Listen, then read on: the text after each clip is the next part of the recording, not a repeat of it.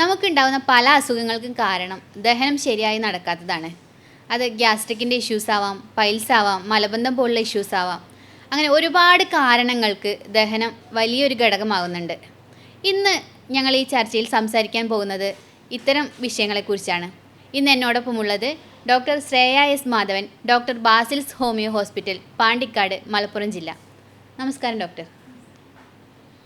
ദഹനം ശരിയായി നടക്കുന്നുണ്ടോ എന്ന് നമുക്ക് എങ്ങനെ മനസ്സിലാക്കാം? വളരെ ഫസ്റ്റ് ഇമ്പോർട്ടൻ്റ് ആയിട്ടുള്ളൊരു ക്വസ്റ്റ്യൻ തന്നെയാണ് ചോദിച്ചത്. ദഹനം എന്നുള്ളത് ഇന്ന് പലരെയും ദഹനം പ്രോപ്പർ അല്ലാത്തത് കൊണ്ട് ഒരുപാട് ബുദ്ധിമുട്ടുകൾ അലട്ടുന്നുണ്ട്. അപ്പോൾ എല്ലാ പേഷ്യൻസും ചോദിക്കാറുണ്ട്, ഒട്ടുമിക്ക ആൾക്കാരും എങ്ങനെ ഇപ്പോൾ ഇത് കറക്റ്റായിട്ട് നടക്കുന്നുണ്ടോ ഇല്ലയോ എന്നുള്ളത് എങ്ങനെയാണ് മനസ്സിലാക്കുക എന്നുള്ളത്. നമുക്ക് കുറച്ച് കാര്യങ്ങൾ വെച്ച് നമുക്ക് ദഹനം പ്രോപ്പറായിട്ട് നടക്കുന്നുണ്ടോ എന്നുള്ളത് നമുക്ക് മനസ്സിലാക്കിയെടുക്കാൻ പറ്റും. അതിൽ first and most important one എന്നുള്ളത്, നമ്മൾ ഭക്ഷണം കഴിച്ച് കഴിഞ്ഞാൽ നമുക്ക് കൂടുതലായിട്ടൊന്നും ഭാരം തോന്നാതിരിക്കുക. ഭക്ഷണം കഴിച്ച് കഴിഞ്ഞാൽ നമുക്ക് കംഫർട്ടായിട്ട് ഇരിക്കുന്നുണ്ടെങ്കിൽ നമ്മുടെ ദഹനം പ്രോപ്പറാണ്.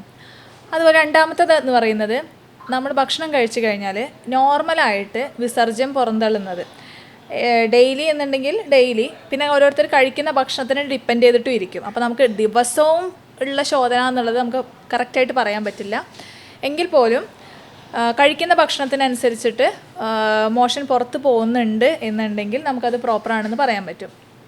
പിന്നെ ഭക്ഷണം കഴിച്ച് കഴിഞ്ഞാൽ നമുക്ക് എരിച്ചിൽ, വയറ് വീർക്കുന്ന ബുദ്ധിമുട്ട്, ഇതൊന്നുമില്ലാതെ ഒരു കംഫർട്ടബിളായിട്ട് നമുക്ക് ഇരിക്കാൻ പറ്റുന്നുണ്ട് എന്നുണ്ടെങ്കിലും നമുക്ക് ദഹനം പ്രോപ്പറായിട്ട് നടക്കുന്നുണ്ട് എന്നുള്ളത് പറയാൻ പറ്റും. ഇത്രയും കാര്യങ്ങളാണ് ജനറലായിട്ട് നമുക്കത് ദഹനം കറക്റ്റ് ആവുന്നുണ്ടോ ഇല്ലയോ എന്നുള്ളത് മനസ്സിലാക്കിയെടുക്കാൻ പറ്റുന്ന കാര്യം. അതായത് ഭക്ഷണം കഴിച്ചു കഴിഞ്ഞാൽ നമുക്ക് അതൊരു ഭാരമായിട്ട് തോന്നാതിരിക്കുന്ന ഒരവസ്ഥ. അതാണ് ചുരുക്കി പറഞ്ഞു കഴിഞ്ഞാൽ ഡോക്ടർ പറഞ്ഞത് അല്ലേ? അതെ. പലർക്കും സംശയമുള്ളൊരു കാര്യമാണ് ഈ ഗ്യാസ്, അതേപോലെ ബ്ലോട്ടിങ്, അസിഡിറ്റി എന്നിവയൊക്കെ എന്താണെന്നുള്ളത് ഒന്ന് പറയാൻ പറ്റുമോ? അതെ, എല്ലാ പേഷ്യൻസും പൊതുവെ ലക്ഷണങ്ങളായിട്ടാണ് ഇത് പറയാറുള്ളത്. അല്ലെങ്കിൽ പേഷ്യൻസ് വരുന്ന സമയത്ത് നമ്മളടുത്ത് പറയും, ഡോക്ടറെ എനിക്ക് ഗ്യാസാണ്, അല്ലെങ്കിൽ ചിലർ പറയും ഡോക്ടറെ എനിക്ക് വയറ് വീർത്തിരിക്കുന്ന പോലെയാണ്. അതല്ലാന്നുണ്ടെങ്കിൽ ചിലർ വന്ന് പറയും ഡോക്ടറെ എനിക്ക് അസിഡിറ്റീൻ്റെ ബുദ്ധിമുട്ടാണ്. ഇത് മൂന്ന് കാര്യങ്ങളും ആയിട്ടാണ് പലരും പേഷ്യൻസ് പറയുക, അല്ലെങ്കിൽ ഇത് മൂന്ന് മിക്സ് ആയിട്ടും പറയുന്നവരുണ്ട് കേട്ടോ. ആക്ച്വലി ഇത് മൂന്നാണ്. എങ്ങനെയെന്ന് വെച്ച് കഴിഞ്ഞാൽ, ഗ്യാസിൻ്റെ ബുദ്ധിമുട്ട് എന്ന് പറയുന്നത് നമ്മുടെ വയറിൻ്റെ ഉള്ളിൽ ഗ്യാസ് എന്നറിയാം. അതെന്തൊക്കെയായിരിക്കാം? ചിലപ്പോൾ കാർബൺ ഡൈ ഓക്സൈഡ് ആയിരിക്കാം, അതല്ലാന്നുണ്ടെങ്കിൽ നമ്മുടെ ഭക്ഷണം ഡൈജസ്റ്റ് ചെയ്ത് വന്നിട്ടുണ്ടാകുന്ന H2S എന്ന് പറയുന്ന ഗ്യാസ് ആയിരിക്കും, അങ്ങനെ മീഥെയിൻ, ഇതൊക്കെ ഗ്യാസുകളായിട്ട് ഫോം ചെയ്യാറുണ്ട്. അത് ദഹനത്തിൻ്റെ പ്രവർത്തനം നടന്നതിന് ശേഷം ഉണ്ടാകുന്ന എയറാണ് ശരിക്കും ഗ്യാസ് എന്ന് പറയുന്നത്. അതല്ലാത്ത പക്ഷം നമ്മൾ സംസാരിക്കുമ്പോഴും നമ്മൾ ഭക്ഷണം കഴിക്കുമ്പോഴും ഒക്കെ അതിൻ്റെ ഇടയിലൂടെ കയറി പോകുന്ന എയറും ഇതേപോലെ ഗ്യാസായിട്ട് ഫോം ചെയ്യാറുണ്ട്. ഇത് അവിടെ ഇവിടെയൊക്കെ ആയിട്ട് നമ്മുടെ ചെറുകുടലിലോ അല്ലെങ്കിൽ വയറിൻ്റെ ഉൾഭാഗത്തൊക്കെ ആയിട്ട് കെട്ടിക്കിടക്കുന്ന സാഹചര്യം ഉണ്ടാവും. അതിൻ്റെ പ്രധാന കാരണം നമുക്ക് ബോഡി മൂവ്മെൻ്റ് ഒക്കെ ഉണ്ടാവാതിരിക്കുന്ന സമയത്താണ് കൂടുതലായിട്ട് ഇങ്ങനെ വരിക. ഇങ്ങനെ ഉണ്ടാകുന്ന സമയത്ത് ഈ ഗ്യാസ് അവിടെ ഇവിടെയും കിടക്കുന്ന ഭാഗത്ത് നമുക്കൊരു വയറ് വീർത്തിരിക്കുന്നൊരവസ്ഥ ഉണ്ടാകും. അതിനെ വേണമെന്നുണ്ടെങ്കിൽ നമുക്ക് ബ്ലോട്ടിംഗ് എന്ന് പറയാൻ പറ്റും. വയറ് വീർത്തിരിക്കുക അല്ലെങ്കിൽ ഗ്യാസൊക്കെ കയറി തിങ്ങി നിറഞ്ഞിരിക്കുന്നതിനൊരു ബ്ലോട്ടിംഗ് എന്ന് പറയാൻ പറ്റും. പിന്നെ അസിഡിറ്റി എന്നുള്ളത് നമ്മുടെ വയറിൻ്റെ ഉള്ളിലുള്ള ഹൈഡ്രോക്ലോറിക് ആസിഡ് ഉണ്ട്, അതായത് ഒരുതരം ദഹനരസങ്ങൾ, നമ്മുടെ ഭക്ഷണം ദഹിക്കാനൊക്കെ വേണ്ടിയിട്ടുള്ള ആസിഡിൻ്റെ ഉൽപ്പാദനമാണ് അസിഡിറ്റി എന്ന് പറയുന്നത്. ഇത് കൂടുന്ന സമയത്താണ് ഇത് അസിഡിറ്റി അല്ലെങ്കിൽ ഹൈപ്പർ അസിഡിറ്റി എന്നുള്ളൊരു കണ്ടീഷനിലേക്ക് പോകുന്നത്. ഇതിനെ തുടർന്നിട്ടാണ് നമുക്ക് എൻഡോസ്കോപ്പിയിലൊക്കെ ഉണ്ടാകുന്ന റിപ്പോർട്ടിൽ കാണാറില്ലേ GERD എന്നൊക്കെ പറയുന്ന കണ്ടീഷൻ, ഇതൊക്കെ തന്നെ തുടർന്നിട്ട് ഉണ്ടാകുന്നതാണ്. അപ്പോൾ ഗ്യാസ് എന്ന് പറയുന്നത് എയർ ഫില്ല് ചെയ്യുന്നതാണ്. ബ്ലോട്ടിംഗ് എന്ന് പറയുന്നത് നമ്മുടെ വയറിൻ്റെ ഉള്ളിൽ ഇതേപോലെ തന്നെ ഗ്യാസ് തിങ്ങി നിൽക്കുന്നതാണ്. ആസിഡിറ്റി എന്ന് പറയുന്നത് നമ്മുടെ വയറിൻ്റെ ഉള്ളിൽ ആസിഡിൻ്റെ ഉൽപ്പാദനം കൂടുന്നതാണ് അസിഡിറ്റി എന്ന് പറയുന്നത്. അത് രണ്ട് രീതിയിലും വരാറുണ്ട്. ചിലപ്പോൾ ആസിഡിൻ്റെ ഉൽപ്പാദനം കുറയുമ്പോഴും ഈ ബുദ്ധിമുട്ടുകൾ തന്നെയാണ് പേഷ്യൻസ് പറയാറുള്ളത്. ഈ ഗ്യാസിൻ്റെ ബുദ്ധിമുട്ടുകൾ പല രൂപത്തിൽ പലർക്കും കാണാറുണ്ട്. ചിലർക്ക് ഇപ്പോൾ കീഴ്വായി പോകുന്ന ബുദ്ധിമുട്ടുകൾ ഉണ്ടാവാം, ചിലർക്ക് നെഞ്ചുവേദനയായിട്ട് വരാം. അപ്പോൾ ഇത് അറ്റാക്കിൻ്റെ വേദനയാണോ അതോ ഗ്യാസിൻ്റെ വേദനയാണോ എന്ന് എങ്ങനെ മനസ്സിലാക്കുക? രണ്ട് രീതിയിലാണ് നമുക്കിത് മനസ്സിലാക്കി എടുക്കാൻ പറ്റുക. അറ്റാക്കിൻ്റെ ബുദ്ധിമുട്ട് വേദനയൊക്കെ ആണെന്നുണ്ടെങ്കിൽ ഈ പെയിന് ജനറലി സാവധാനം അത് ഇടതുഭാഗത്തോട്ട് നീങ്ങുന്നതായിട്ട് പൊതുവേ കാണിക്കാറുണ്ട്. അതുപോലെ തന്നെ നമുക്ക് വല്ലാത്ത ക്ഷീണം, അതുപോലെ കുളിരി വരിക, വിയർക്കുക, നന്നായിട്ട് വിയർക്കുന്നൊരു പ്രകൃതം ഉണ്ടാവുക, ആകെ മൊത്തം ക്ഷീണമായിട്ടിരിക്കുന്ന കണ്ടീഷനാണ് പൊതുവെ അറ്റാക്കിൻ്റെ പെയിനായിട്ട് കാണാറുള്ളത്. ഗ്യാസിൻ്റെ ബുദ്ധിമുട്ടാണെന്നുണ്ടെങ്കിൽ എരിച്ചിൽ പോലെയായിരിക്കും വേദന തുടങ്ങുന്നുണ്ടാവുക, നെഞ്ചെരിച്ചിൽ. അത് പെട്ടെന്ന് ഉണ്ടാകുന്നതായിരിക്കില്ല. അതിൻ്റെ മുന്നേ തന്നെ ആൾക്ക് പൊതുവേ ഗ്യാസ്ട്രിക് ഇഷ്യൂസുകൾ ഉണ്ടായിരിക്കാം, എരിച്ചിൽ, ഓക്കാനം, അത്തരത്തിലുള്ള സിംറ്റംസ് ഒക്കെ അവർക്ക് ഫസ്റ്റ് സ്റ്റേജിൽ കാണും. പിന്നെ ആയിരിക്കും പെട്ടെന്നായിരിക്കും ഈ ഗ്യാസിൻ്റെ വേദനകൾ വരാറുള്ളത്. അത് തന്നെ മൈൽഡായിട്ടുള്ള വേദനകളിൽ തുടങ്ങിയിട്ട് ഇങ്ങനെ ഗ്രാജ്വലി ആയിരിക്കും ഗ്യാസിൻ്റെ പെയിനുകൾ ഫോം ചെയ്യാറുള്ളത്. ഇങ്ങനെ നമുക്ക് ജനറലി പെട്ടെന്ന് മനസ്സിലാക്കാൻ പറ്റുള്ളൂ. പിന്നെ ഏജ് ഒരു ഫാക്ടറാണ്. ഇന്നത്തെ കാലത്ത് അത് നമുക്ക് അങ്ങനെ കാര്യമായിട്ട് പറയാൻ പറ്റില്ല. പക്ഷേ ഒരു ഈ ഏർലി ഏജിൽ അല്ലെങ്കിൽ 20s 30s ഒക്കെ ആണെന്നുണ്ടെങ്കിൽ പൊതുവെ അത് നമുക്ക് ഗ്യാസിൻ്റെ വേദനകളൊക്കെ ആയിട്ട് കാൽക്കുലേറ്റ് ചെയ്യാം. ഏജ് കൂടുന്നതിനനുസരിച്ചിട്ട് പിന്നെ നമുക്കത് ഓവറായിട്ട് ഡിഫറൻഷ്യേറ്റ് ചെയ്യാൻ പറ്റില്ല എന്നുണ്ടെങ്കിൽ പോലും നമുക്കൊരു പരിധി വരെയൊക്കെ നമുക്ക് ഏജും വെച്ചിട്ട് നമുക്കത് നോക്കി മനസ്സിലാക്കിയെടുക്കാൻ പറ്റും. കാരണം ഇപ്പോഴത്തെ ഒരു സാഹചര്യത്തിൽ ചെറുപ്പക്കാർ പോലും അറ്റാക്ക് വരുന്ന സാഹചര്യമാണ്. നമുക്ക് ജനറലൈസ് ചെയ്യാൻ പറ്റില്ല. പക്ഷേ ജനറലി നമുക്ക് പറയാം. അതെ ഡോക്ടറെ, വയറിനുള്ളിൽ നിന്ന് പലപ്പോഴും പല സൗണ്ടുകൾ വരാറുണ്ട്, ഗർഗ്ലിംഗ് പോലെ. അപ്പോൾ ഇതെന്തിനെയാണ് സൂചിപ്പിക്കുന്നത്? ഇത് ഒരു രീതിയിൽ പറഞ്ഞാൽ ഇത് നമ്മുടെ ഉള്ളിലുള്ള, ഞാൻ നേരത്തെ പറഞ്ഞല്ലോ, ദഹനത്തിൻ്റെ ഭാഗമായിട്ടുണ്ടാകുന്ന പല പല ഗ്യാസുകൾ ഫോം ചെയ്യുന്നുണ്ട്. ഇത് ചെറുകുടലിൻ്റെ ഉള്ളിൽ, വൻകുടലിൻ്റെ ഉള്ളിലൊക്കെ അങ്ങോട്ടും ഇങ്ങോട്ടും നമുക്ക് പെരിസ്റ്റാൾട്ടിക് മൂവ്മെൻ്റ് ഉണ്ട്. ചെറിയ ഒരു ചലനങ്ങൾ നമ്മുടെ എപ്പോഴും വയറിൻ്റെ ഉള്ളിൽ നടന്നുകൊണ്ടിരിക്കുന്നുണ്ട്. അതുകൊണ്ടാണല്ലോ ഈ ദഹനം നടന്നിട്ട് ഭക്ഷണങ്ങൾ ഇങ്ങനെ അങ്ങോട്ടും ഇങ്ങോട്ടും നീങ്ങിക്കൊണ്ടിരിക്കുന്നത്, പിന്നെ മോഷനായിട്ട് മലം പുറത്ത് പോകുന്നതും. ഈ നടക്കുന്നതിൻ്റെ ഇടയിൽ ചിലപ്പോൾ ഗ്യാസ് ഫില്ല് ചെയ്ത് കിടക്കുന്നുണ്ടാകും. അപ്പോൾ ഈ ചലനം നടക്കുമ്പോൾ അതിനൊരു പെരിസ്റ്റാൾട്ടിക് മൂവ്മെൻറ്റിൻ്റെ ഒരു സൗണ്ട് ചെറിയ രീതിയിൽ നമുക്ക് കിട്ടും. പിന്നെ ഗ്യാസിൻ്റെ മൂവ്മെൻറ്റ് ഉണ്ടാകുന്ന സമയത്തും ഇതുപോലെ ഉണ്ടാകുന്ന സൗണ്ടുകൾ നമുക്ക് കേൾക്കാറുണ്ട്. അതാണ് ചിലർ നമുക്ക് ഇടയ്ക്ക് ഇരിക്കുന്ന സമയത്ത് ഗുളു ഗുളു ഗുളു ഗുളു എന്ന് പറഞ്ഞിട്ട് സൗണ്ട് വരാറുണ്ടല്ലോ. അതൊക്കെ ഇതിൻ്റെ ഭാഗമായിട്ടുണ്ടാവുന്നതാണ്. അതൊരു അസുഖമോ അല്ലെങ്കിൽ അത്ര കോംപ്ലിക്കേറ്റഡ് ആക്കി നമ്മൾ ചിന്തിക്കേണ്ട കാര്യമൊന്നുമില്ല. കൂടുതലായിട്ട് ശ്രദ്ധിക്കേണ്ടത് ഇതാണ്, ഇപ്പോൾ കീഴ്വായു അങ്ങനെയൊക്കെ ആയിട്ട് ബുദ്ധിമുട്ടുകൾ കൂടുന്നുണ്ടെങ്കിൽ മാത്രം, അല്ലെങ്കിൽ ഏമ്പക്കമായിട്ടൊക്കെ ഗ്യാസ് ഓവറായിട്ട് അങ്ങോട്ടും ഇങ്ങോട്ടൊക്കെ പുറന്തള്ളുന്നുണ്ടെങ്കിൽ മാത്രം ഒന്ന് ശ്രദ്ധിക്കുക. അതർവൈസ് കീഴ്വായു പോകുന്നതും ഏമ്പക്കമായിട്ട് വരുന്നതും ഈ സൗണ്ടും ഒക്കെ ദഹനത്തിൻ്റെ ഭാഗമായിട്ട് നടക്കുന്ന കാര്യങ്ങളാണ്. ഈ വിശക്കുന്ന സമയത്തും അപ്പോൾ ഇത് തന്നെയാണോ സംഭവിക്കുന്നത്? വിശക്കുന്ന സമയത്തും ഇതൊക്കെ തന്നെയാണ് സംഭവിക്കുന്നത്. പിന്നെയെന്ന് പറഞ്ഞു കഴിഞ്ഞാൽ ആസിഡിൻ്റെ ഉൽപ്പാദനം, ഞാൻ നേരത്തെ പറഞ്ഞില്ല, വയറിൻ്റെ ഉള്ളിൽ നമുക്ക് ഹൈഡ്രോക്ലോറിക് ആസിഡ് ഉണ്ട്. ചിലർക്ക് ഈ ആസിഡിൻ്റെ അളവ് കുറയാറുണ്ട്. അപ്പോഴും ഈ തരത്തിലുള്ള ബുദ്ധിമുട്ടുകൾ വളരെ കോമൺ ആയിട്ട് കാണാറുണ്ട്. അപ്പോൾ ഇതിൻ്റെ ഉണ്ടാകുന്ന ഇംബാലൻസ് സ്റ്റേജും ഈ സൗണ്ടുകൾക്ക് കാരണമാകാറുണ്ട്. ഈ പാൽ ഉൽപ്പന്നങ്ങൾ ഗ്യാസ് ഉണ്ടാക്കുന്നുണ്ടോ? അത് ചിലർക്ക് ഗ്യാസ് ഉണ്ടാക്കാം. പാലുൽപ്പന്നങ്ങൾ നമുക്ക് കംപ്ലീറ്റ് ആയിട്ട് എല്ലാവർക്കും ഗ്യാസ് ഉണ്ടാക്കുന്നുണ്ട് എന്ന് പറയാൻ പറ്റില്ല. ലാക്ടോസ് ഇൻടോളറൻസ് എന്ന് പറയുന്ന ഒരു കണ്ടീഷൻ ഉണ്ട്. അതുണ്ടാകുന്ന സമയത്താണ് പൊതുവേ പാലുൽപ്പന്നങ്ങൾ എല്ലാവർക്കും ഗ്യാസായിട്ട് മാറാറുള്ളത്. അതർവൈസ് പാലിൻ്റെ പ്രൊഡക്റ്റുകൾ കഴിക്കുന്നത് കൊണ്ട് വലിയ കുഴപ്പമില്ല. പക്ഷേ അതിനേക്കാളും ഏറ്റവും നല്ലത് പാലിൻ്റെ പ്രൊഡക്റ്റുകൾ നമുക്ക് തൈരാക്കിയിട്ട് ഫെർമെൻറ്റ് ചെയ്തിട്ടുള്ള പ്രൊഡക്റ്റ്, തൈരാവാം, അതുപോലെ ചീസ്, ബട്ടർ, ഇതൊക്കെ കുറച്ചും കൂടെ നല്ലതായിരിക്കും. അത് വീട്ടിൽ തന്നെ ഉണ്ടാക്കുന്നതാണെന്നുണ്ടെങ്കിൽ അങ്ങനെ ആക്കി ഉപയോഗിക്കുന്നതായിരിക്കും കുറച്ചും കൂടെ ഹെൽത്തി. റോ മിൽക്കിനെയും കാട്ടിലും കുറച്ചും കൂടെ ബെറ്റർ ആവുന്നത് നമുക്കത് ഫെർമെൻറ്റ് ചെയ്തിട്ടുണ്ടാകുന്ന തൈര്, ചീസ്, ബട്ടർ പോലുള്ള ഉൽപ്പന്നങ്ങളാക്കിയിട്ട്, നെയ്യ്, അതൊക്കെ നമുക്ക് വയറിൻ്റെ ഉള്ളിൽ പുണ്ണൊക്കെ ഉണ്ടെന്നുണ്ടെങ്കിൽ നമ്മൾ വെറും വയറ്റിലൊരു ടീസ്പൂൺ നെയ്യൊക്കെ കഴിക്കുന്നത് നല്ലതാണ്. ആ പുണ്ണ് ഹീൽ ചെയ്യാനും അതിന് കോംപ്ലിക്കേഷൻ കുറയ്ക്കാനൊക്കെ കുറച്ച് ഹെൽപ്പ് ചെയ്യും. അങ്ങനെ ആക്കിയിട്ട് കഴിക്കുന്നത് കൊണ്ട് കുഴപ്പമില്ല. പക്ഷേ ലാക്ടോസ് ഇൻടോളറൻസ് ഉള്ള ആൾക്കാരാണെന്നുണ്ടെങ്കിൽ അവർ കഴിക്കുമ്പോൾ ശ്രദ്ധിക്കണം. ഇത്തരത്തിലുള്ള പ്രൊഡക്റ്റുകൾ കഴിക്കുകയാണെന്നുണ്ടെങ്കിൽ പോലും ഗ്യാസ് ഫോം ചെയ്യാനുള്ള ചാൻസ് ഉണ്ട്. അപ്പോൾ അത് നോക്കി തരം തിരിച്ചിട്ട് വേണം കഴിക്കാൻ വേണ്ടിയിട്ട്. അതുപോലെ ഈ പഴവർഗ്ഗങ്ങൾ ഗ്യാസ് ഉണ്ടാക്കുന്നുണ്ടോ? എല്ലാ പഴങ്ങളും ഇല്ല. ചിലർക്ക് ബുദ്ധിമുട്ടുകൾ ഉണ്ടാക്കുന്നതായിട്ട് പറയാറുണ്ട്. എസ്പെഷ്യലി നേന്ത്രപ്പഴമൊക്കെ ചിലർക്ക് ബുദ്ധിമുട്ടുകൾ കാണിക്കാറുണ്ട്. അതുപോലെ മുസമ്പി, ഓറഞ്ച് പോലുള്ള പുളിയുള്ള ഫ്രൂട്ട്സ്, എല്ലാ ഫ്രൂട്ട്സും നമുക്ക് ഗ്യാസ് ഉണ്ടാക്കുന്നില്ല, കോംപ്ലിക്കേഷൻ ഉണ്ടാക്കുന്നില്ല എന്നുള്ളത് കംപ്ലീറ്റ് ആയിട്ട് പറയാൻ പറ്റില്ല. ചില ഫ്രൂട്ട്സിന് അങ്ങനെ വരാറുണ്ട്.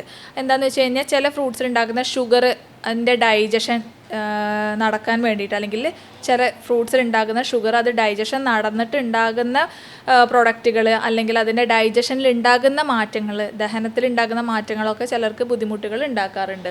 ഇപ്പോൾ ഈ നേരത്തെ പറഞ്ഞല്ലോ, ഓറഞ്ച്, മുസമ്പി, ഇത്തരത്തിലുള്ള ഫ്രൂട്ട്സൊക്കെ ആസിഡിറ്റി കൂടുതലുള്ള ആൾക്കാർ കഴിക്കുമ്പോൾ ബുദ്ധിമുട്ട് കൂടും. കാരണം അതിൽ ആസിഡിൻ്റെ കണ്ടൻറ്റ് കുറച്ചും കൂടെ കൂടുതലാണ്. കുറച്ച് പുളിയുള്ള ഫ്രൂട്ട്സ്, ഓറഞ്ച്, മുസമ്പി, നാരങ്ങ, മുന്തിരി, ഇതൊക്കെ കഴിക്കുമ്പോൾ ഹൈപ്പർ അസിഡിറ്റി ഉള്ള ആൾക്കാരാണെന്നുണ്ടെങ്കിൽ അവർക്ക് ബുദ്ധിമുട്ട് കൂട്ടും. അപ്പോൾ അതിൻ്റെ അളവൊന്ന് കുറയ്ക്കുകയാണ് വേണ്ടത്, അല്ലെങ്കിൽ കംപ്ലീറ്റ് ആയിട്ട് ഒഴിവാക്കുക.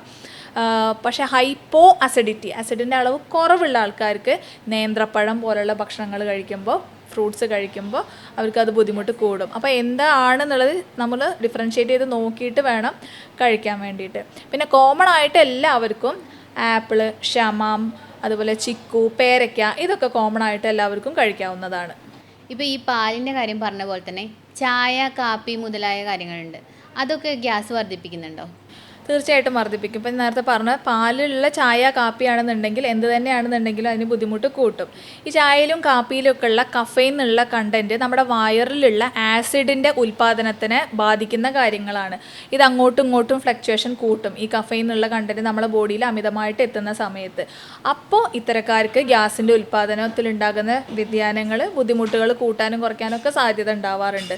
അതുകൊണ്ട് തന്നെ ഇപ്പോൾ വല്ലാതെ ഫാറ്റി ലിവറൊക്കെ പോലെയുള്ള കണ്ടീഷൻ കൊണ്ട് ഗ്യാസ് ഉണ്ടാവുന്ന ആൾക്കാർക്കാണെന്നുണ്ടെങ്കിൽ റോ ആയിട്ടുള്ള കാപ്പി, അതായത് പാലൊന്നും ഒഴിക്കാത്ത, പഞ്ചസാര ഇടാത്ത കാപ്പി, ചായ, കട്ടൻ കാപ്പിയും കട്ടൻ ചായ അതൊന്നും കഴിക്കുന്നതുകൊണ്ടൊന്നും വലിയ കുഴപ്പമുണ്ടാവില്ല. അത് വെയിറ്റ് ലോസിന് ഹെൽപ്പ് ചെയ്യും.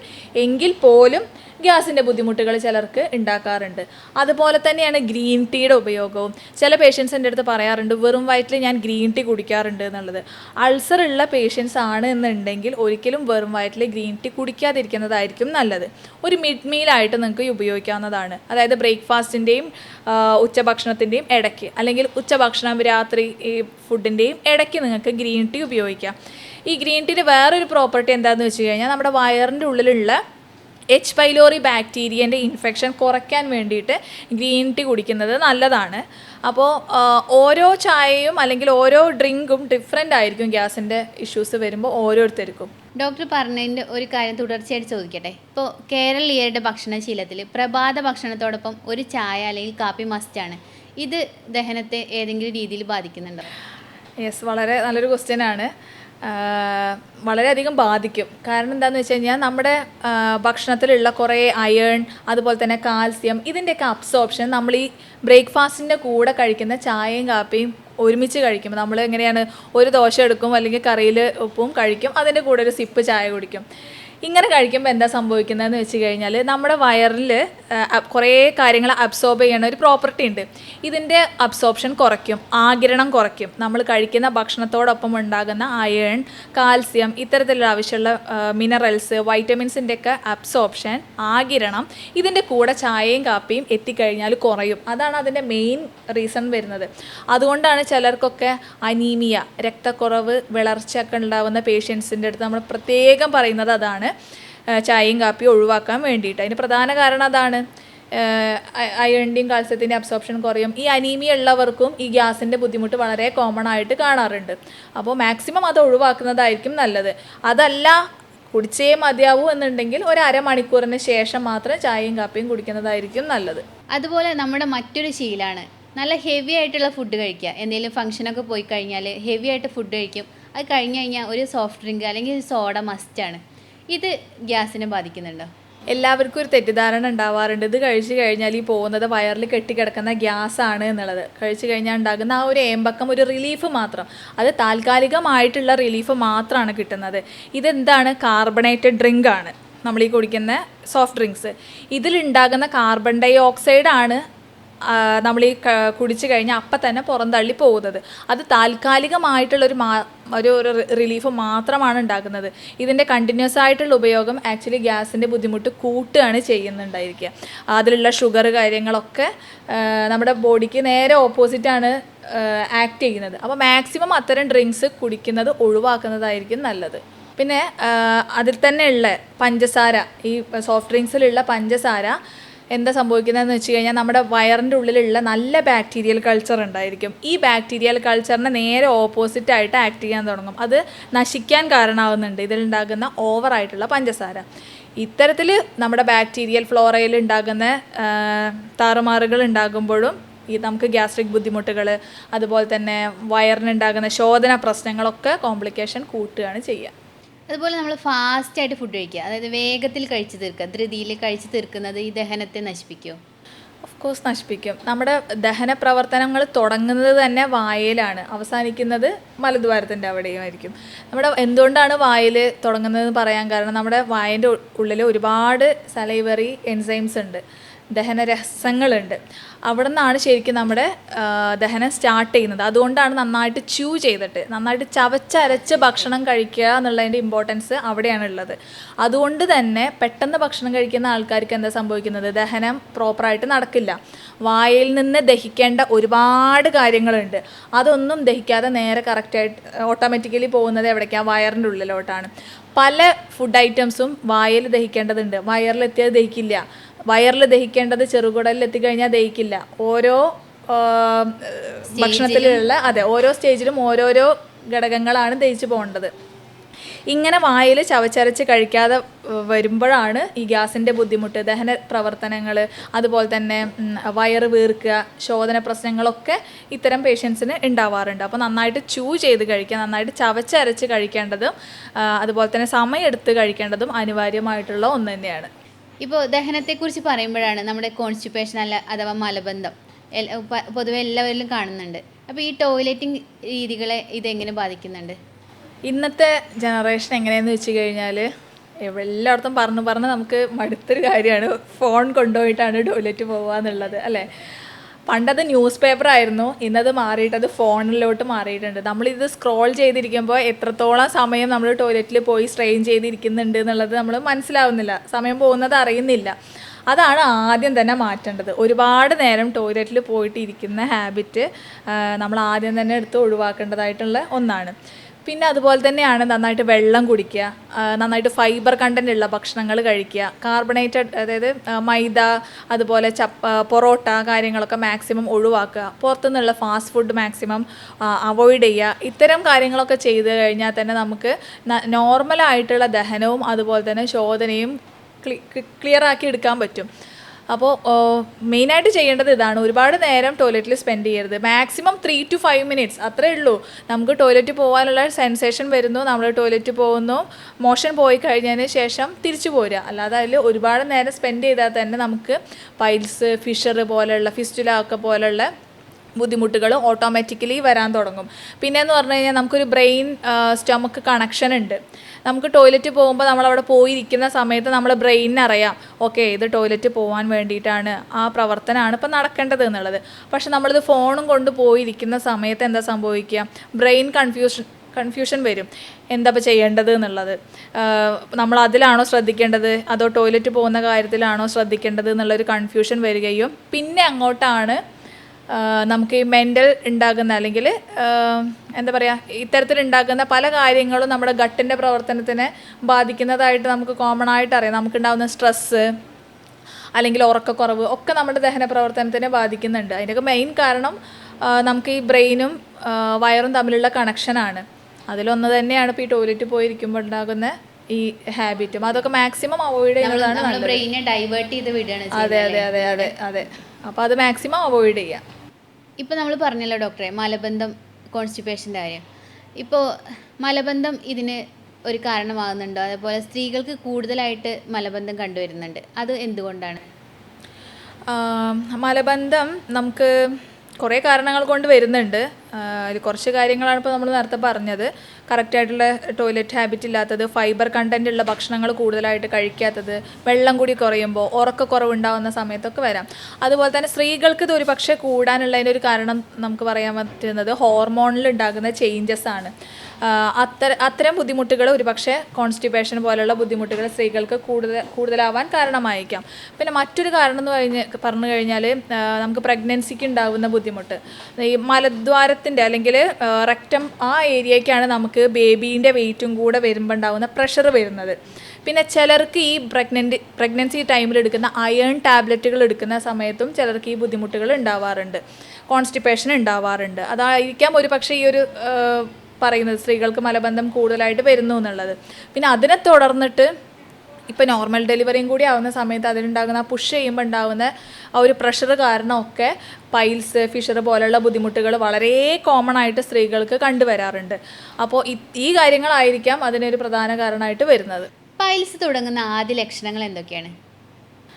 പൈൽസ് എന്ന് പറയുന്നത് 2-3 first degree, second degree, third degree, fourth degree ഇങ്ങനെ 4 ഡിഗ്രി ആയിട്ടാണ് പൊതുവേ വരാറുള്ളത്. ഫസ്റ്റ് ഡിഗ്രി ഒക്കെ ആണെന്നുണ്ടെങ്കിൽ നമുക്ക് ഇനീഷ്യലി അത്ര പെട്ടെന്ന് ലക്ഷണങ്ങൾ അത് കാണിക്കണം എന്നില്ല. കാരണം അത് ഉള്ളിലുള്ള പൈൽസ്, ഇൻറ്റേർണൽ പൈൽസ് ആയിരിക്കാം പുറത്തുള്ളത്, എക്സ്റ്റേണൽ പൈൽസ് ആയിട്ടും വരാം. ഇൻറ്റേർണൽ പൈൽസ് ആണെന്നുണ്ടെങ്കിൽ ചിലപ്പോൾ നമുക്കൊരു പെയിനോ കാര്യങ്ങളോ മോഷനമൊക്കെ പോകുന്ന സമയത്ത് ഉണ്ടായിരിക്കാം. എക്സ്റ്റേണൽ പുറത്തുള്ള പൈൽസ് ആണെന്നുണ്ടെങ്കിൽ ചെറിയൊരു മണി അല്ലെങ്കിൽ ചെറിയൊരു കുരുമുളകിൻ്റെ വലുപ്പത്തിൽ അല്ലെങ്കിൽ ചെറിയൊരു മുന്തിരിയുടെ വലുപ്പത്തിലൊക്കെ ആയിരിക്കും അത് ഇനീഷ്യലി നമുക്ക് കാണുന്നുണ്ടായിരിക്കുക. അതാണ് first degree piles. Second degree ആകുമ്പോൾ ഇതിനൊന്നും കൂടെ വലിപ്പം കൂടുന്നുണ്ടായിരിക്കും. ചെറിയ പെയിന് കാര്യങ്ങൾ ഉണ്ടാവാനൊക്കെ സ്റ്റാർട്ട് ചെയ്യാറുണ്ട്. അതുപോലെ തന്നെ ചൊറിച്ചിൽ, ഇതൊക്കെ അതിൻ്റെ ഇനീഷ്യൽ സ്റ്റേജിൽ കാണുന്നതാണ്. തേർഡ് ഡിഗ്രി ഫോർത്ത് ഡിഗ്രി ഒക്കെ ആവുന്ന സമയത്തേക്കാണ് ഇത് കുറച്ചും കൂടെ ബൾജ് ചെയ്തിട്ട് ഒരു മുന്തിരിക്കൊല 2-3 മുന്തിരികളൊക്കെ അടുപ്പിച്ച് വെച്ച പോലെ എങ്ങനെ ഉണ്ടായിരിക്കും ആ ഒരു ഫോമിൽ വരിക. അല്ലെങ്കിൽ മലം പോകാനുണ്ടാകുന്ന ബുദ്ധിമുട്ടുകൾ ഉണ്ടായിരിക്കുക, അതിനെ തുടർന്നുണ്ടാകുന്ന ബ്ലീഡിങ്ങുകൾ ഉണ്ടായിരിക്കുക. ഇങ്ങനെ നമുക്ക് first degree, second degree, third degree, fourth degree വരെ പൈൽസുകൾ ഉണ്ടായിരിക്കാം. അപ്പോൾ ഓരോന്നിനും ലക്ഷണങ്ങൾ വ്യത്യാസപ്പെട്ടുകൊണ്ടിരിക്കും. ആദ്യത്തെ സമയങ്ങളിലൊന്നും നമുക്ക് അങ്ങനെ പെയിൻ ഉണ്ടാവണമെന്നില്ല. എന്നാൽ ചിലർക്ക് നല്ല സിവിയർ ആയിട്ടുള്ള പെയിനുകൾ കാണാറുണ്ട്. അതിനെ തുടർന്ന് ഇത് ബ്ലീഡിങ് ഉണ്ടായിരിക്കാം, ചൊറിച്ചിലുണ്ടായിരിക്കാം, എരിച്ചിലുണ്ടായിരിക്കാം, മലശോധനയ്ക്ക് ഉണ്ടാകുന്ന ബുദ്ധിമുട്ടുകൾ ഉണ്ടായിരിക്കാം. ഇതൊക്കെ പൈൽസിനുണ്ടാകുന്ന ലക്ഷണങ്ങളാണ്. ഈ പൈൽസും മലബന്ധവും അപ്പം പരസ്പരം റിലേറ്റഡ് ആണ്. ഈ പൈൽസ് ഉണ്ടായിക്കഴിഞ്ഞാൽ കോൺസ്റ്റിപ്പേഷൻ ഉണ്ടാവാം, കോൺസ്റ്റിപ്പേഷൻ ഉണ്ടായിക്കഴിഞ്ഞാൽ പൈൽസ് ഉണ്ടാവാം അല്ലേ? മലബന്ധമാണ് പലപ്പോഴും പൈൽസിന് കാരണമാക്കുന്നത്. പിന്നെ അതുകൂടാതെ വേറെ കുറേ കാര്യങ്ങളുണ്ട്. ഒരുപാട് നേരം ഇരിക്കുന്നത്, ഒരുപാട് നേരം നിൽക്കുന്നത്, അതുപോലെ തന്നെ ഫൈബർ കണ്ടൻ്റ് ഉള്ള ഭക്ഷണങ്ങൾ കുറയുന്നത്, വെള്ളം കൂടി കുറയുന്നത്, സ്ട്രെസ് ഉണ്ടാവുന്നത്, ഉറക്കക്കുറവ്, ഇതൊക്കെ പൈൽസിലോട്ട് നയിക്കാൻ കാരണമാവാറുണ്ട്. പലരിലുള്ളൊരു സംശയമാണ് ഈ പൈൽസ് ആണോ ഫിഷറാണോ എന്നുള്ളത്. ഈ പൈൽസും ഫിഷറും നമുക്ക് എങ്ങനെ തിരിച്ചറിയാൻ പറ്റും? പൈൽസിൻ്റെ പൊതുവെ വേദന കുറച്ച് കുറവായിരിക്കും. ഫിഷർ ആണെന്നുണ്ടെങ്കിൽ നമുക്കൊരു കത്തിയെടുത്ത് മുറിച്ച് കഴിഞ്ഞാൽ ഉണ്ടാകുന്ന വേദന എങ്ങനെയായിരിക്കും, അതേപോലെ ഇൻറ്റൻസീവ് ആയിട്ടുള്ള വേദനയായിരിക്കും. ശോധന അല്ലെങ്കിൽ മലം പോയി കഴിഞ്ഞാലായിരിക്കും സിവിയർ ആയിട്ടുള്ള പെയിനും കാര്യങ്ങളും ഉണ്ടാവുന്നുണ്ടായിരിക്കുക. അതുപോലെ തന്നെയാണ് ബ്ലീഡിങ്ങും. പൈൽസിന് പൊതുവെ പെയിൻലെസ് ആയിട്ടുള്ള, വേദന ഉണ്ടാവാത്ത ബ്ലീഡിംഗ് ആണ് ഉണ്ടാവാറുള്ളത്. അല്ലെങ്കിൽ ഒരു ഡ്രോപ്പായിട്ട് മലം പോയി കഴിഞ്ഞതിന് ശേഷം ഉണ്ടാകുന്ന ഡ്രോപ്പായിട്ട് തുള്ളി ആയിട്ടുള്ള ബ്ലീഡിംഗ് ആണ് പൊതുവെ പൈൽസിന് കാണാറുള്ളത്. ഫിഷർ ആണെന്നുണ്ടെങ്കിൽ ഭയങ്കരമായിട്ടുള്ള എരിച്ചിൽ, പുകച്ചിൽ, നമുക്ക് ഒന്ന് ബെഡിൽ ഇരിക്കാൻ പോലും പറ്റാതെ അത്രയും സിവിയർ ആയിട്ടുള്ള വേദനയും കാഠിന്യം നിറഞ്ഞതും ആവാനാണ് കൂടുതൽ സാധ്യത ഉണ്ടാവാറുള്ളത്. അതുപോലെ തന്നെ മലത്തിന് ഒപ്പം ഉണ്ടാകുന്ന ബ്ലീഡിങ്, ഒരു ലൈൻ പോലെ മലത്തിലൊക്കെ ബ്ലീഡിങ് ഉണ്ടാവുകയാണെന്നുണ്ടെങ്കിൽ അത് ഫിഷർ ആവാനാണ് ചാൻസ് കൂടുതലുള്ളത്. അതുപോലെ തന്നെ നമുക്ക് മനസ്സിലാക്കാൻ പറ്റുന്നത് ഫിഷർ കൂടുതലും ഈ മലം പോയി കഴിഞ്ഞാൽ മലം ടൈറ്റ് ആകുമ്പോഴായിരിക്കും ഇവർക്ക് അവിടെ പൊട്ടി ആ ഭാഗത്ത് വിണ്ട് കീറി മുറിവുകളായിട്ട് ബുദ്ധിമുട്ടുകൾ കൂടുതൽ ഉണ്ടാവാറുള്ളത്. ഇപ്പോൾ പൈൽസും ഫിഷറും ഉള്ള ആളുകൾക്ക് ഒരു തൊലി പോലെ ഇങ്ങനെ പുറത്തേക്ക് നിൽക്കാറുണ്ട്. അത് പലരിലും കൺഫ്യൂഷൻ ഉണ്ടാക്കാറുണ്ട്. അതെങ്ങനെ തിരിച്ചറിയാം? ഈ പുറത്തേക്ക് നിൽക്കുന്ന ഈ തൊലിയാണ് ശരിക്കും സ്കിൻ ടാഗ് അല്ലെങ്കിൽ സെൻറ്റിനൽ ടാഗ് എന്നാണ് അതിന് പറയുക. അത് മലം ഇങ്ങനെ ടൈറ്റായി പോകുന്നത് വഴി ഇതിങ്ങനെ ഒരഞ്ഞ് തൊലി ഇങ്ങനെ സാവധാനം പുറത്തേക്ക് ഇറങ്ങുകയോ അല്ലെങ്കിൽ ഫിഷർ ഉണ്ടായിട്ട് അവിടെ ഉണങ്ങി ആ തൊലി ചിലപ്പോൾ ഇങ്ങനെ മുന്നോട്ട് വന്ന് നിൽക്കുന്നതോ ആയിരിക്കും. അത് നോർമൽ നമുക്ക് തൊട്ട് കഴിഞ്ഞ ഒരു തൊലി തൊടുന്ന പോലെ തന്നെയായിരിക്കും ഫീൽ ചെയ്യുക. പക്ഷെ ചിലർക്കത് പെയിൻ ഉണ്ടാവാറുണ്ട്. ആ സെൻറ്റിനൽ ടാഗിന് എന്തെങ്കിലും നീർക്കെട്ടോ കാര്യങ്ങളൊക്കെ വരുന്ന സമയത്താണ് അവർക്ക് പെയിന് കാര്യങ്ങളൊക്കെ കൂടുതലായിട്ട് ഉണ്ടാവാറുള്ളത്. അതത്ര ഡേഞ്ചറൊന്നുമല്ല. അല്ലെങ്കിൽ നമുക്കത് ട്രീറ്റ്മെൻറ്റ് എടുക്കണമെന്ന് ചോദിച്ചു കഴിഞ്ഞാൽ അത് വേദനയോ കാര്യങ്ങളോ അതിനെന്തെങ്കിലും ഇൻഫ്ലമേഷനോ നീർക്കെട്ടോ ഉണ്ടെന്നുണ്ടെങ്കിൽ മാത്രം അതിന് ട്രീറ്റ്മെൻറ്റ് എടുത്താൽ മതി. അതർവൈസ് അല്ലാന്നുണ്ടെങ്കിൽ അത് വലിയ പ്രശ്നമുള്ളൊരു അപകടകാരിയല്ല. തൊട്ട് കഴിഞ്ഞാൽ നമുക്ക് ശരിക്കും നോർമൽ ഒരു സ്കിന്ന് തൊടുന്ന പോലെയാണെന്നുണ്ടെങ്കിൽ അത് സ്കിൻ ടാഗാണ്. അല്ലാന്നുണ്ടെങ്കിൽ അത് പൈൽസ് ആവാനാണ് ചാൻസ് കൂടുതലുള്ളത്. ഈ ഡെലിവറിയിലും ഇങ്ങനെ വരാറുണ്ടോ? ഡെലിവറിയിലാണ് പൊതുവെ സ്ത്രീകൾക്ക് വളരെ കോമൺ ആയിട്ട് വരാറുള്ളത്. അതിനുശേഷമാണ് നമുക്ക് പേഷ്യൻസും കൂടുതലുള്ളത്. പേഷ്യൻസ് കൂടുതൽ വരുന്നത് പ്രഗ്നൻസിക്ക് ശേഷം ഉണ്ടാകുന്ന പൈൽസ് ഫിഷർ ബുദ്ധിമുട്ടുകൾ കൊണ്ടാണ് വരാറുള്ളത്. Especially fissure. അത് കാരണം എന്താണെന്ന് വെച്ച് കഴിഞ്ഞാൽ നമുക്ക് ഈ ഡെലിവറി കഴിഞ്ഞ് കഴിഞ്ഞാൽ കുറച്ച് ദിവസത്തിന് മലം കട്ടിയാവുക അങ്ങനത്തെ ബുദ്ധിമുട്ടുകൾ വരാറുണ്ട് ചിലർക്ക്. അതിനെ തുടർന്നിട്ട് അവിടെ മുറിവുകൾ ഉണ്ടാവുകയും അതികഠിനമായിട്ടുള്ള വേദന, അവർക്ക് കുഞ്ഞിന് പാല് കൊടുക്കേണ്ടി വരും, ഉറക്കമൊഴിക്കേണ്ടി വരും. അതിൻ്റെ കൂടെ തന്നെ ഈ പെയിനും കൂടെ ആവുന്ന സമയത്ത് അവർ വളരെ കണ്ണുനീരോട് കൂടിയാണ് ചില പേഷ്യൻസിൻ്റെ അടുത്ത് വരാറുള്ളത്. അപ്പോൾ നമുക്കതിന് കറക്റ്റായിട്ടുള്ള ഹോമിയോ മെഡിസിൻസ്, ഒരുപാട് മെഡിസിൻസ് ഉണ്ട്. റെറ്റാനിയ, കൊളിൻസോണിയ ഒക്കെ പോലെയുള്ള ഒരുപാട് മരുന്നുകൾ ഹോമിയോയിൽ അവൈലബിൾ ആണ്. എന്താണെന്നുള്ളത് നോക്കിയിട്ട് നമുക്ക് കൊടുത്തു കഴിഞ്ഞാൽ തന്നെ അക്യൂട്ടായിട്ടുള്ള ഫിഷർ ആണെന്നുണ്ടെങ്കിൽ നമുക്ക് പെട്ടെന്ന് തന്നെ മാറ്റിയെടുക്കാൻ പറ്റും. അത് നമ്മൾ ശ്രദ്ധിക്കേണ്ട ഭക്ഷണ രീതികൾ എന്തൊക്കെയാണ്? പൈൽസിനും ഫിഷറിനും നമുക്ക് കോമൺ ആയിട്ട് ശ്രദ്ധിക്കേണ്ടത് ഫൈബർ കണ്ടൻറ്റ് അടങ്ങിയിട്ടുള്ള ഭക്ഷണം കഴിക്കുക, നന്നായിട്ട് വെള്ളം കുടിക്കുക എന്നുള്ള കാര്യങ്ങളൊക്കെ തന്നെയാണ്. അതിൻ്റെ കൂടെ നമ്മൾ കുറച്ച് ഭക്ഷണങ്ങൾ ഒഴിവാക്കേണ്ടത് ചിക്കൻ, മുട്ട, ഇതൊക്കെ എല്ലാവർക്കും ബാധകമാവാറില്ല. ചില പേഷ്യൻസിന് ഇത് കഴിക്കുമ്പോഴും അവർക്ക് മോഷനൊക്കെ നോർമലായിരിക്കും, വേറെ ബുദ്ധിമുട്ടുകളൊന്നും ഉണ്ടാവാറില്ല. മൈദ അടങ്ങിയിട്ടുള്ള പൊറോട്ട, അതുപോലെ തന്നെ കുബൂസൊക്കെ പോലെയുള്ള സംഭവങ്ങൾ മാക്സിമം ഒഴിവാക്കുന്നതായിരിക്കും നല്ലത്. കാരണം അതിൽ വേറെ ഫൈബറോ കാര്യങ്ങളോ ഒന്നും തന്നെ ഇല്ല. ഒരു എന്താ പറയുക, അതിൻ്റെ കൂടെ നിങ്ങൾക്ക് സപ്പോർട്ടീവായിട്ട് പച്ചക്കറികളും കൂടെ ആഡ് ചെയ്ത് ഫില്ല് ചെയ്ത് കഴിക്കാമെന്നുണ്ടെങ്കിൽ വേറെ വലിയ ഉപദ്രവകാരിയൊന്നുമല്ല, കഴിക്കാം. പൊറോട്ട കംപ്ലീറ്റ് ആയിട്ട് ഒഴിവാക്കുന്നത് തന്നെയാണ് നല്ലത്. പക്ഷേ എപ്പോഴെങ്കിലുമൊക്കെ കഴിക്കാൻ തോന്നിക്കഴിഞ്ഞാൽ നിങ്ങൾക്ക് അതിൻ്റെ കൂടെ സപ്പോർട്ടീവായിട്ട് വെജീസ്, പച്ചക്കറികൾ ആഡ് ചെയ്തിട്ട് കഴിക്കുക. പിന്നെ നമ്മൾ ഒഴിവാക്കേണ്ടത് ചിക്കൻ, മുട്ട, അത് ബുദ്ധിമുട്ടുകളുള്ള പേഷ്യൻസ് ആണെന്നുണ്ടെങ്കിൽ അത് കംപ്ലീറ്റ് ആയിട്ട് ഒഴിവാക്കുന്നത് തന്നെയായിരിക്കും നല്ലത്. അത് എല്ലാ നോൺ വെജും. മീൻ കഴിക്കാം. മീൻ കഴിക്കുമ്പോൾ നിങ്ങൾ നന്നായിട്ട് കറി വെച്ചിട്ട് തന്നെ കഴിക്കാൻ വേണ്ടിയിട്ട് ശ്രദ്ധിക്കുക. പിന്നെ പ്രോസസ്ഡ് ആയിട്ടുള്ള ഫുഡ് ഐറ്റംസ് മാക്സിമം ഒഴിവാക്കാൻ വേണ്ടിയിട്ട് കൂടെ ശ്രദ്ധിക്കുക. പുറത്തുനിന്നുള്ള ഫ്രൈഡ് ആയിട്ടുള്ള ഐറ്റംസ് മാക്സിമം ഒഴിവാക്കുക, പാക്കറ്റ് ഫുഡുകൾ ഒഴിവാക്കുക. അതൊക്കെ തന്നെയാണ് മെയിനായിട്ട് ശ്രദ്ധിക്കേണ്ടത്. പിന്നെ നിങ്ങൾ ഏറ്റവും ഇമ്പോർട്ടൻ്റ് ആയിട്ട് ഒഴിവാക്കേണ്ട 2 ഭക്ഷണങ്ങളാണ്. ഒന്ന് നിലക്കടലയും അതുപോലെ പൈനാപ്പിളും. പലർക്കും ഇത് അറിയില്ല. ഈ 2 ഫുഡ് ഐറ്റംസും നമുക്ക് പൈൽസിൻ്റെ ബുദ്ധിമുട്ട് പൊതുവേ, പൈൽസ് എന്നുള്ളതല്ല ഫിഷറിൻ്റെ ബുദ്ധിമുട്ടും പൊതുവെ കൂട്ടുന്നതായിട്ടാണ് കാണിക്കുന്നത്. അപ്പോൾ മാക്സിമം ഇത് 2ഉം ഒഴിവാക്കുക. പിന്നെ പച്ചക്കറികൾ പല പേഷ്യൻസും പറയാറുണ്ട്, ഇലക്കറികളൊക്കെ കുറേ കഴിച്ചിട്ട് എനിക്ക് പ്രത്യേകിച്ച് ഒരു മാറ്റവും ഇല്ല എന്നുള്ളത്. അതിൽ തന്നെ മുരിങ്ങയുടെ ഇല ഒന്ന് ഒഴിവാക്കുന്നതായിരിക്കും നല്ലത്.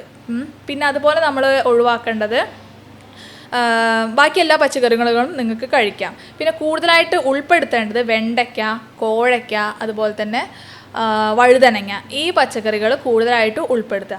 കുറച്ചുകൂടെ വഴുവഴുപ്പുള്ള പച്ചക്കറികൾ കൂടുതൽ ഉൾപ്പെടുത്തി കഴിഞ്ഞാൽ നമുക്ക് ശോധന ക്ലിയർ ആവുകയും അതിനെ തുടർന്നിട്ട് ഈ ബുദ്ധിമുട്ടുകൾ കുറയ്ക്കാൻ വേണ്ടിയിട്ട് സഹായിക്കുകയും ചെയ്യുന്നുണ്ട്. പിന്നെ മാക്സിമം സ്ട്രെസ്സ് ഒഴിവാക്കുക. ഈ സ്ട്രെസ്സ് പലപ്പോഴും നമുക്ക് കോൺസ്റ്റിപ്പേഷൻ ഉണ്ടാക്കാറുണ്ട്. അതെങ്ങനെയെന്ന് വെച്ച് കഴിഞ്ഞാൽ നമുക്ക് വയറിൻ്റെ ഉള്ളിലുള്ള കോർട്ടിസോളൊക്കെ പോലെയുള്ള പല പല ഹോർമോണുകളുണ്ട്. ഇത് പലപ്പോഴും ദഹനത്തിനെ ബാധിക്കാറുണ്ട്. ഇതിൻ്റെ അങ്ങോട്ടും ഇങ്ങോട്ടും ഉണ്ടാകുന്ന വ്യത്യാസങ്ങൾ പലപ്പോഴും ദഹനത്തിനെ ബാധിക്കും. അതിനെ തുടർന്ന് മലബന്ധം കാര്യങ്ങളുണ്ടാവും. അതുകൂടാതെ തന്നെ നമുക്ക് ഓക്സിഡേറ്റീവ് സ്ട്രെസ് എന്ന് പറയുന്നൊരു കണ്ടീഷൻ ഉണ്ട്. ഇതിലോട്ട് നയിച്ചേക്കാം. അപ്പോൾ മാക്സിമം സ്ട്രെസ് ഒഴിവാക്കുന്നതും നല്ലതാണ്. പിന്നെ സിറ്റിംഗ് ജോബ്, ഇരുന്നു കൊണ്ട് ജോലി ചെയ്യുന്ന ആൾക്കാരാണെന്നുണ്ടെങ്കിൽ അതൊന്ന് ശ്രദ്ധിക്കുക. എസ്പെഷ്യലി നമുക്ക് ഗൾഫിൽ നിന്നൊക്കെ ഒരുപാട് അബ്രോഡിൽ നിന്ന് കോളുകൾ വരുന്നത് എന്താണെന്ന് വെച്ച് കഴിഞ്ഞാൽ ഒന്നുമില്ലെങ്കിൽ ഈ IT പ്രൊഫഷൻ അല്ലെങ്കിൽ അക്കൗണ്ടിങ് പ്രൊഫഷൻ, ഡ്രൈവിംഗ് ആൾക്കാർ, ഇവർക്കൊക്കെ ഈ ബുദ്ധിമുട്ട് വളരെ കോമൺ ആണ്. അതിൻ്റെ മെയിൻ കാരണം സിറ്റിംഗ് ആണ്. ഞാൻ ഡ്രൈവിംഗ് ഒക്കെ ചെയ്യുന്ന ആൾക്കാരുടെ മാക്സിമം ചൂടും കൂടി ആവുമല്ലോ അബ്രോഡ് ആണെന്നുണ്ടെങ്കിൽ. മാക്സിമം പറയാറുള്ളത് ജീൻസ് പാൻസ് ഒഴിവാക്കുക, നോർമൽ പാൻറ്റുകളോ അല്ലെങ്കിൽ മുണ്ട് കാര്യങ്ങൾ ഉപയോഗിക്കുക. അതുപോലെ തന്നെ നമുക്ക് ബീഡ്സ് ഉണ്ടല്ലോ, മുത്തുകൾ, ചൂരലിൻ്റെ ഒക്കെ മുത്ത് കിട്ടും, അത് ചെയറിലിടുക. അപ്പോൾ നമുക്കൊരു സർക്കുലേഷൻ ആ ഏരിയയിലോട്ട് കൂടുകയും നമുക്ക് ആ കണ്ടീഷനൊക്കെ ഒന്ന് മാനേജ് ചെയ്യാൻ വേണ്ടിയിട്ട് സഹായിക്കുകയും ചെയ്യുന്നുണ്ട്. പിന്നെ നമുക്ക് ചെയ്യാവുന്നതാണ് സിഡ് ബാത്ത് ചെയ്യാം. അത് കുറയ്ക്കാൻ വേണ്ടിയിട്ടുള്ള കാര്യങ്ങളാണ്. അത് ഒരു വട്ടപാത്രത്തിൽ കുറച്ച് വെള്ളം, ഇളം ചൂടുവെള്ളത്തിൽ കുറച്ച് കല്ലുപ്പിടുക, അതിൽ ഇരിക്കുക. അങ്ങനെ ഇരിക്കുകയാണെന്നുണ്ടെങ്കിൽ നമുക്ക് ആ ഭാഗത്തുള്ള സർക്കുലേഷൻ കാര്യങ്ങൾ കൂട്ടുകയും ബ്ലഡ് സർക്കുലേഷൻ കൂടുമ്പോൾ ഓട്ടോമാറ്റിക്കലി ആ ഉള്ള കെട്ടി നിൽക്കുന്ന ഒരു പ്രോസസ്സ് ഇല്ലാതാവുകയും സർക്കുലേഷൻ ഇമ്പ്രൂവ് ആവുകയും ചെയ്യും. ഇതൊക്കെ പൈൽസിൻ്റെ ബുദ്ധിമുട്ടുള്ള ആൾക്കാരാണെന്നുണ്ടെങ്കിൽ 2 നേരം ചെയ്യുന്നതാണ് ഏറ്റവും നല്ലത്. ദിവസവും 2 നേരം ചെയ്യുന്നതാണ് നല്ലത്. പൈൽസ് എന്നുള്ളതല്ല, ഫിഷറിൻ്റെയും. അതിൻ്റെ ഇനീഷ്യൽ സ്റ്റേജൊക്കെ ആണെന്നുണ്ടെങ്കിൽ 1 ടൈമൊക്കെ ചെയ്യുന്നത് നല്ലതായിരിക്കും. ഈ പൈൽസ് എല്ലായ്പ്പോഴും ശസ്ത്രക്രിയ ചെയ്യേണ്ടതായിട്ട് വരാറുണ്ടോ? ഇതും നല്ലൊരു ക്വസ്റ്റ്യനാണ്, എല്ലാവർക്കും ഉള്ള ഡൗട്ടാണ്. ശസ്ത്രക്രിയ ചെയ്ത് കഴിഞ്ഞാൽ ഇത് പരിപൂർണമായിട്ട് മാറുമോ, അതുപോലെ തന്നെ ഇതൊരു വീണ്ടും വരാനുള്ള ചാൻസ് ഉണ്ടോ എന്നുള്ളതൊക്കെ അല്ലേ. ശസ്ത്രക്രിയ ചെയ്യേണ്ടത് എന്ന് പറഞ്ഞു കഴിഞ്ഞാൽ ഒരു പരിധി വിട്ട് കഴിഞ്ഞാൽ, ഒരു 4th ഡിഗ്രി ഒക്കെ എത്തിക്കഴിഞ്ഞാൽ അത് ഡോക്ടേഴ്സിനെ നോക്കിക്കഴിഞ്ഞാൽ നമുക്ക് മനസ്സിലാക്കി എടുക്കാൻ പറ്റും ഇത് ശസ്ത്രക്രിയ ചെയ്താൽ മാത്രമേ മാറുമോ എന്നുള്ളത്. പക്ഷേ ചെയ്ത് കഴിഞ്ഞാലും, ഓപ്പറേഷൻ ചെയ്ത് കഴിഞ്ഞാലും നമ്മുടെ ലൈഫ് സ്റ്റൈലിൽ ഉണ്ടാകുന്ന ഇത്തരത്തിലുള്ള പ്രശ്നങ്ങൾ വീണ്ടും അത് വരാനുള്ള കാരണമാകും. അതിന് മെയിനായിട്ട് ചെയ്യേണ്ടത് നമ്മൾ ലൈഫ് സ്റ്റൈൽ മോഡിഫിക്കേഷൻ ക്ലിയർ ആക്കുക എന്നുള്ളതാണ്. പിന്നെ 1st ഡിഗ്രി 2nd ഡിഗ്രി ഒക്കെ ആണ് എന്നുണ്ടെങ്കിൽ പൈൽസ് നമുക്ക് സർജറി ഇല്ലാതെ തന്നെ മാറ്റിയെടുക്കാൻ പറ്റും. 3rd ഡിഗ്രി 4th ഡിഗ്രി ഒക്കെ ആണ് എന്നുണ്ടെങ്കിൽ ഒന്ന് തുടർച്ചയായിട്ട് മരുന്നുകൾ കഴിക്കുകയാണെന്നുണ്ടെങ്കിൽ നമുക്കതിനെ നിയന്ത്രിച്ച് കൊണ്ടുവരാനും പറ്റും. നമുക്ക് ഓപ്പറേഷൻ ഇല്ലാതെ തന്നെ അത് മാറ്റിയെടുക്കാൻ പറ്റും. ഫിഷറാണ് എന്നുണ്ടെങ്കിലും ഇതുപോലെ തന്നെയാണ്. അക്യൂട്ട് ഫിഷറൊക്കെ ആണെന്നുണ്ടെങ്കിൽ നമുക്ക് പെട്ടെന്ന് തന്നെ ഹോമിയോയിൽ മരുന്നുകൾ കഴിച്ച് കഴിഞ്ഞാൽ മാറ്റിയെടുക്കാൻ പറ്റും. അതുപോലെ തന്നെയാണ് ക്രോണിക് ഫിഷർ. ഈ ഫിഷർ നമ്മൾ ട്രീറ്റ് ചെയ്യാതെ പോയി കഴിഞ്ഞാൽ ഈ മുറിവുകൾ ഉള്ളിലോട്ട് കയറാൻ തുടങ്ങും. അതിനെയാണ് ക്രോണിക് ഫിഷർ എന്ന് പറയുന്നത്. അതും നമുക്ക് മരുന്നുകൾ കൊണ്ട് തന്നെ മാറ്റിയെടുക്കാൻ പറ്റും, ഓപ്പറേഷൻ ഇല്ലാതെ തന്നെ മാറ്റിയെടുക്കാം. ഇനി മരുന്നുകൾ കൊണ്ട് മാറ്റിയെടുത്ത് കഴിഞ്ഞാൽ ഇത് വീണ്ടും വരുമോ എന്നുള്ളതായിരിക്കും അടുത്ത ക്വസ്റ്റ്യൻ വരുന്നത്. അതെങ്ങനെയാണെന്ന് വെച്ച് കഴിഞ്ഞാൽ ഞാൻ നേരത്തെ പറഞ്ഞല്ലോ, നമ്മൾ മരുന്നുകൾ കൊണ്ട് മാറ്റിയെടുത്ത് കഴിഞ്ഞാൽ പിന്നെ നമ്മൾ ഭക്ഷണ രീതികളും ബാക്കി ലൈഫ് സ്റ്റൈൽ കാര്യങ്ങളും ശ്രദ്ധിച്ചു കഴിഞ്ഞാൽ നമുക്കത് ഒട്ടും വരില്ല. വീണ്ടും തിരിച്ചു വരാത്ത അസുഖം തന്നെയാണ് ഇത് രണ്ടും. ശ്രദ്ധിച്ചില്ലെങ്കിൽ വരാനുള്ള ചാൻസ് ഉണ്ട്. ലൈഫ് സ്റ്റൈൽ ഡിസീസ് അല്ലേ, അപ്പോൾ അതൊന്ന് ശ്രദ്ധിച്ചാൽ മാത്രം മതി. ഇപ്പോൾ ചെറിയ കുട്ടികളിൽ നമ്മൾ പൈൽസ് കാണാറുണ്ട്. ഈ കുട്ടികൾക്ക് വയറ്റിൽ നിന്ന് പോവാത്തൊരവസ്ഥ വന്നു കഴിഞ്ഞാൽ എന്താണ് ചെയ്യേണ്ടത്? ഫസ്റ്റ് നമ്മൾ ടോയ്ലറ്റ് ഹാബിറ്റ് കറക്റ്റ് ആക്കുക എന്നുള്ളതാണ് കുട്ടികളിൽ ചെയ്യാൻ പറ്റിയ മെയിനായിട്ടുള്ളൊരു കാര്യം. ചെറിയ കുട്ടിയാവുമ്പോൾ തന്നെ 1 വയസ്സിൽ തന്നെ നമ്മൾ പോട്ടി ട്രെയിനിങ് ശീലിപ്പിക്കുക. ആ ടൈമിൽ തന്നെ ടോയ്ലറ്റ് പോകാൻ പിന്നെ ഓട്ടോമാറ്റിക്കലി കുട്ടിക്ക് ശരിയായിക്കോളും. പിന്നെയെന്ന് പറഞ്ഞു കഴിഞ്ഞാൽ പിന്നെ കുട്ടികളിൽ വരാറുള്ളതെന്ന് പറഞ്ഞു കഴിഞ്ഞാൽ സ്കൂളിൽ പോകാൻ സ്റ്റാർട്ട് ചെയ്യുന്ന സമയത്തൊക്കെയാണ് അവർക്ക് അതിൻ്റെ മുന്നേ ഇതേപോലെ തന്നെ ഈ ബുദ്ധിമുട്ടുകൾ കോൺസ്റ്റിപ്പേഷൻ വരാറുണ്ട്. അതിൻ്റെ പ്രധാന കാരണം എന്ന് കഴിഞ്ഞാൽ ആ ഒരു ഇനീഷ്യൽ സ്റ്റേജിൽ ഉണ്ടാകുന്ന ആ ഒരു സ്ട്രെസ് ഉണ്ടല്ലോ, അത് പലപ്പോഴും കോൺസ്റ്റിപ്പേഷന് കാരണമാക്കാറുണ്ട്. അപ്പോൾ അതൊരു കുറച്ച് കഴിഞ്ഞ് കഴിഞ്ഞാൽ മാക്സിമം അവരെ പറഞ്ഞ് മനസ്സിലാക്കി കൊടുക്കുക. അല്ലാത്ത പക്ഷം അവർക്ക് ഡയറ്റിൽ നന്നായിട്ട് ശ്രദ്ധിക്കുക. പുറത്തുനിന്നുള്ള ഭക്ഷണങ്ങൾ, ജങ്ക് ഫുഡ്, ചോക്ലേറ്റ്സ് ഇതൊക്കെ അധികം കൊടുക്കാതിരിക്കുക.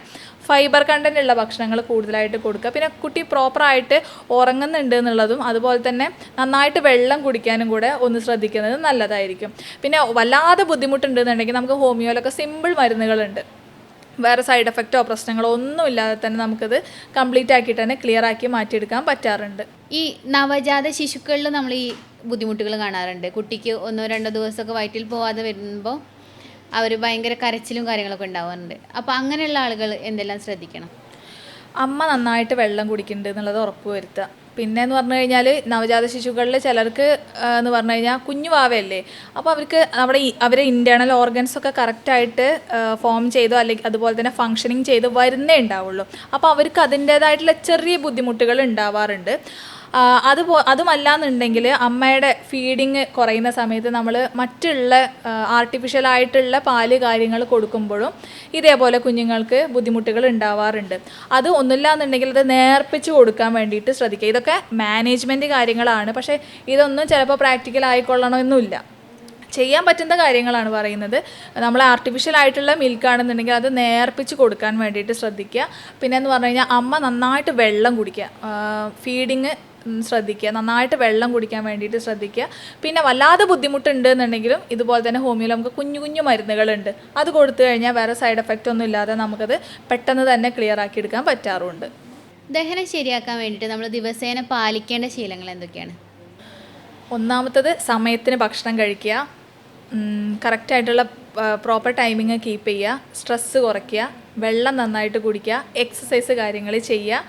പുറത്തുനിന്നുള്ള ഭക്ഷണങ്ങൾ, സ്പൈസി ഫുഡ് ഐറ്റംസ് മാക്സിമം കുറയ്ക്കാൻ വേണ്ടിയിട്ട് ശ്രദ്ധിക്കുക. നന്നായിട്ട് ആൻറ്റി ഓക്സിഡൻറ്റ്സ് അടങ്ങിയിട്ടുള്ള മഞ്ഞൾ, ഇഞ്ചി, വെളുത്തുള്ളി പോലെയുള്ള കാര്യങ്ങൾ ഭക്ഷണത്തിൽ ഉൾപ്പെടുത്താൻ വേണ്ടിയിട്ട് ശ്രദ്ധിക്കുക. അതുപോലെ തന്നെ പ്രോബയോട്ടിക്കുകളും പ്രീബയോട്ടിക്കുകളും ഭക്ഷണത്തിൽ നന്നായിട്ട് ഉൾപ്പെടുത്തുക. പ്രോബയോട്ടിക് എന്ന് പറയുമ്പോൾ പുളിപ്പിച്ച ഭക്ഷണങ്ങൾ, അതിൽ ദോശ, ഇഡ്ഡലി ഇതൊക്കെ ഉൾപ്പെടുത്താം. അതുപോലെ തന്നെ തൈര് നല്ലൊരു പ്രോബയോട്ടിക്കാണ്. നമ്മൾ വീട്ടിൽ തന്നെ ഉണ്ടാക്കുന്ന എരിവുകളൊന്നും കൂടുതലില്ലാത്ത അച്ചാറുകൾ നല്ല പ്രോബയോട്ടിക്കാണ്. ഇതൊക്കെ ഭക്ഷണത്തിൽ ഉൾപ്പെടുത്തുക. പ്രീബയോട്ടിക് എന്ന് പറഞ്ഞു കഴിഞ്ഞാൽ കുറച്ചും കൂടെ വഴുവഴുപ്പുള്ള പച്ചക്കറികൾ, വെണ്ടയ്ക്ക, വഴുതനങ്ങ, ഇതൊക്കെ നമ്മുടെ വയറിൻ്റെ ഉള്ളിലുള്ള ബാക്ടീരിയയ്ക്ക് വേണ്ടിയിട്ടുള്ള ഫുഡാണ്. അപ്പോൾ അത്തരത്തിൽ ഫുഡ് കൊടുത്തു കഴിഞ്ഞാൽ നല്ല ബാക്ടീരിയകൾ വയറിലുണ്ടാവും. ആ ബാക്ടീരിയ ഉണ്ടാകുമ്പോൾ തന്നെ നമുക്ക് നല്ലൊരു ദഹനം പ്രോപ്പറായിട്ട് നടക്കുകയും ചെയ്യും. ഇത്രയും കാര്യങ്ങളാണ് കൂടുതലായിട്ട് ശ്രദ്ധിക്കേണ്ടത്. അതുകൂടാതെ തന്നെ നമുക്ക് എക്സസൈസ് കാര്യങ്ങൾ എടുത്ത് നോക്കിക്കഴിഞ്ഞാൽ വയറിന്, അബ്ഡമന് മസിൽസിനെ സ്ട്രെങ്തൻ ചെയ്യാനുള്ള കാര്യങ്ങൾ, എക്സസൈസ് കാര്യങ്ങൾ ചെയ്യാം. അതിൽ തന്നെ കെഗൽ എക്സസൈസ് നമ്മുടെ പെൽവിക് ഫ്ലോറിനുള്ള എക്സസൈസാണ്. അത് ചെയ്യുന്നത് വഴി നമുക്ക് പൈൽസ്, ഫിഷറൊക്കെ പോലുള്ള ബുദ്ധിമുട്ടുകൾ കുറയ്ക്കാൻ വേണ്ടിയിട്ട് ഹെൽപ്ഫുള്ളാണ്. പിന്നെ കണ്ടിന്യൂസ് സിറ്റിംഗ് ഒഴിവാക്കുക, എഴുന്നേറ്റ് നടക്കാൻ വേണ്ടിയിട്ട് ശ്രദ്ധിക്കുക. ബോഡിക്ക് എപ്പോഴും മൊമെൻറ്റ് കൊടുക്കുന്ന രീതിയിലുള്ള എക്സസൈസ് കാര്യങ്ങൾ ചെയ്യുന്നതും നമുക്ക് ദഹനം കാര്യങ്ങൾ കുറയ്ക്കാൻ വേണ്ടിയിട്ട് സഹായിക്കുന്നുണ്ട്. അതിനായിട്ടുള്ള എക്സസൈസ് കാര്യങ്ങളൊക്കെ ഉണ്ട്. അത് നമുക്ക് ഓരോ പേഷ്യൻസിനും എന്താണ് ബുദ്ധിമുട്ട് എന്നുള്ളത് നോക്കിയിട്ട് അതിനനുസരിച്ചിട്ട് കൊടുക്കാൻ പറ്റും. വളരെ കുഞ്ഞു കുഞ്ഞു കാര്യങ്ങൾ ശ്രദ്ധിച്ചാൽ തന്നെ നമ്മുടെ ജീവിതത്തിൽ വലിയ വലിയ മാറ്റങ്ങൾ ഉണ്ടാക്കാൻ പറ്റുമെന്ന് നമുക്ക് ഡോക്ടർ പറഞ്ഞു തന്നിട്ടുണ്ട്. അപ്പോൾ നിങ്ങൾക്ക് ഇത്തരത്തിലുള്ള എന്തെങ്കിലും സംശയങ്ങളോ കാര്യങ്ങളോ ഉണ്ടെങ്കിൽ ഡോക്ടറുടെ താഴെ കാണുന്ന നമ്പറിൽ കോൺടാക്റ്റ് ചെയ്യാവുന്നതാണ്. ഇന്ന് നമ്മോടൊപ്പം ഉണ്ടായിരുന്നത് doctor Shreya S Madhavan, doctor Basil's homoeo hospital, Pandikkad, Malappuram ജില്ല. താങ്ക്